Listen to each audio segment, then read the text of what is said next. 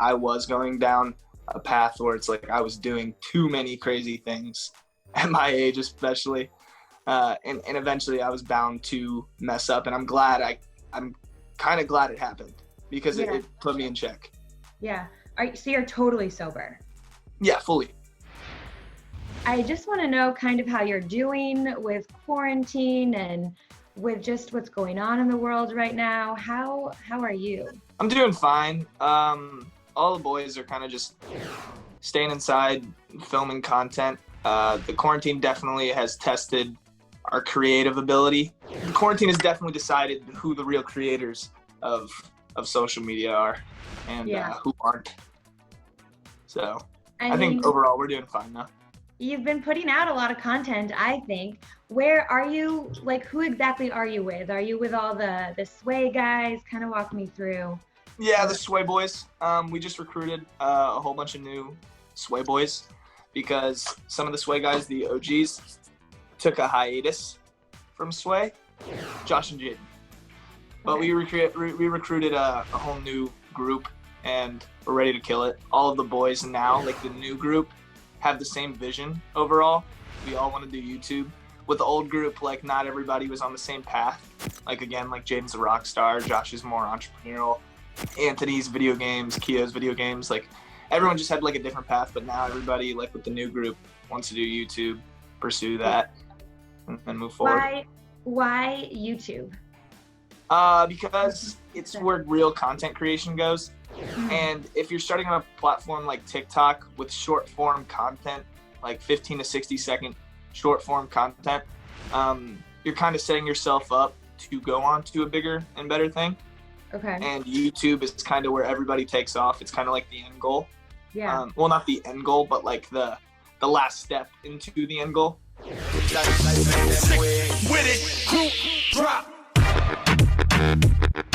What is the end goal? For me, I want to create my own show. I've been working really hard on my Party Animal brand to expand that and everything. It's doing great. With everybody else, it's like you can go anywhere. It's like acting, real estate, modeling. Like you can literally do anything. I personally want to sell my own show. I want to do reality shows. I want to eventually work on long-term collaborations with big YouTubers. Like my favorite YouTuber personally is like Logan Paul, like the Nelk Boys, Danny Duncan. Yeah. Like that style of YouTube is definitely like my genre, which way I want to go. But that's like where Sway comes into the factor. We're trying to meet in the middle of Sway's like the only TikTokers that have a personality good enough to be on YouTube, in my opinion. And I feel like a lot of the internet thinks that as well. We wanna cause a dent on YouTube. Like we want to shock YouTubers. Yeah. Walk me through who all is in Sway now. The new rebrand? Yeah. So there's Noah Beck, myself, Griffin Johnson, Blake Gray, and then Quentin Griggs. Well, before everything shut down, we actually went to the Hype House and we did a few like get to know you type questions with a lot of those people. So I kind of want to do the same with you. What first inspired you to get on TikTok? So I saw there was this tour called the Lights Out tour, and it was like basically Jaden Hossler, Josh Richards, Chase Hudson, like that original E-boy group. And I saw these kids, and myself coming from Musically, I promised myself, I'm like, I'm never gonna do TikTok. Like heck no, like I'm a YouTuber. Like no, not this. But I saw their engagement and like what they were doing on the platform, and I was like, I can do this. I can do some dances. I can do lip syncing. I came up from that originally on Musically, and I hopped on because of them, because they started coming over to my house and they told me to do it, and I was just like, ugh, okay, fine. When I talked to Chase, Lil Huddy, he talked a lot about being bullied growing up and how TikTok has really helped him. Was that at all the case for you? And even if not, like, how do you feel like TikTok has helped you kind of figure out who you are? I've been bullied from elementary school all the way into high school. I was always just like different. Like I was weird. I was a weird kid growing up.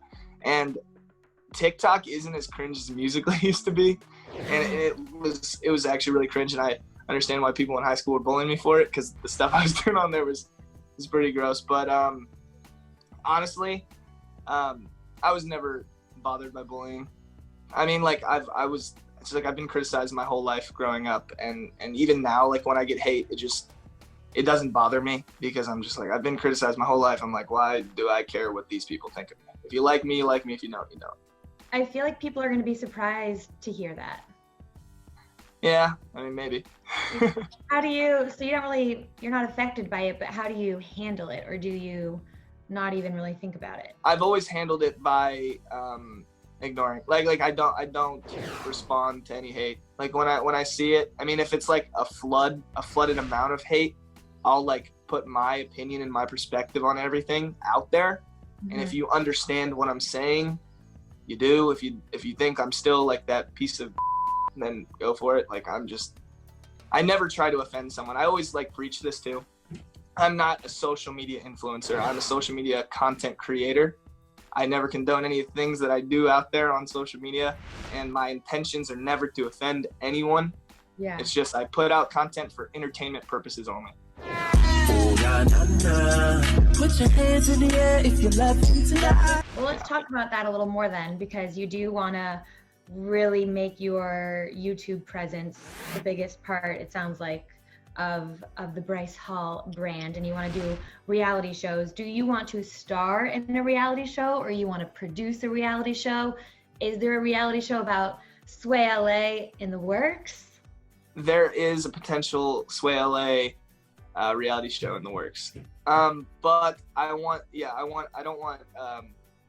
be like the main focus of the reality show. I don't want to sell like a show with a group and everything. I want me to be like the executive producer and also be the main focus. What would we learn about you in this show? What parts of your life would we see? Just my perspective on everything. I've been doing social media for 7 years. And I feel like now everyone's starting to realize that I don't care. I'm very sarcastic sometimes. Like, and like when people hate on me, like I want people to see what I go through when I get like a backlash of hate and how I deal with it. Cause it would help like a lot of social media influencers, I feel like, that are getting hate, especially ones that don't deserve it. Would this air on YouTube, or are you actually looking for like a paid for streaming service or network cable? I feel like it would start out on YouTube and then eventually sell it to like a bigger network. Okay. I like that you have all this planned out. Are you like a forward thinker? Are you someone who's always thinking about the future? Yeah. Yeah. For sure. How'd you learn to dance, by the way? TikTok. Really? Yeah. Awesome. You just like started watching videos and teaching yourself? Yeah, it wasn't even teaching myself. It's just like if you watch my first dance video to my most recent, I personally don't think that I'm like a good dancer, but I don't know. Like a lot of people think I am a good dancer, but I just kind of like troll the dances. Like I make fun of them. Like I don't actually try. Car came with curtains. I have a daughter on buying a baby Birkin. Well, changing subjects just a little bit, you penned this really heartfelt essay after your arrest earlier this year, and you talked about the shame that you felt and the guilt that you felt. I'm just curious, what have you learned about yourself, and what changes have you made personally? Well, I've been practicing sobriety. That's a huge factor in moving forward and like practicing with mental health and like overall physical health. My mind feels clear. I came to a huge realization when I was in that cell that I ended up like my father, and that is one thing that I promised myself that I would never be like. My father was never there for me growing up, and 20 years, like I literally promised myself for the past 20 years that I would never do that. And then I was literally in that cell realizing like, obviously it wasn't for the same reasons that he was in there for, but like I felt like him, you know. I promised myself I wouldn't. You said that you're practicing sobriety. Like, did you feel like you had a problem, or was that just like a personal decision as you are continuing to self-reflect? I wouldn't say a problem, but it was more of a personal reflect. Like I wanted to go sober just for physical reasons, like physical body image reasons. And also like I was going down a path where it's like I was doing too many crazy things at my age especially. And eventually I was bound to mess up, and I'm kind of glad it happened because it put me in check. Yeah. So you're totally sober? Yeah, fully. Wow, that's amazing. Congratulations. That's huge. Thank you. You did talk about in that essay your dad and not wanting to follow in his footsteps. Do you guys have a relationship at all? No. No. He tried to reach out to me a few times, and I just kind of ignored him. After the TikTok success? After I started blowing up on social media back in 2014, 2015. I'm sorry to hear that. That's okay. Thank you. You are only 20. You turned 21. When's your birthday? August 14th. August 14th. So what will you do to celebrate the big 2-1? I will be drinking. Okay, so you will drink on the 21st birthday. Like I will be drinking, just not as often as I was. Like I won't be doing it as frequently. Yeah. Like it's only special occasions now. Like very, very special occasions. Okay. How do you feel? Like you must feel great. Oh, amazing. Yeah. In the gym, 8:30, 9 a.m. every single day. Like waking up without a hangover, waking up like just mind clarity, like just everything. I feel great. It's awesome. Yeah.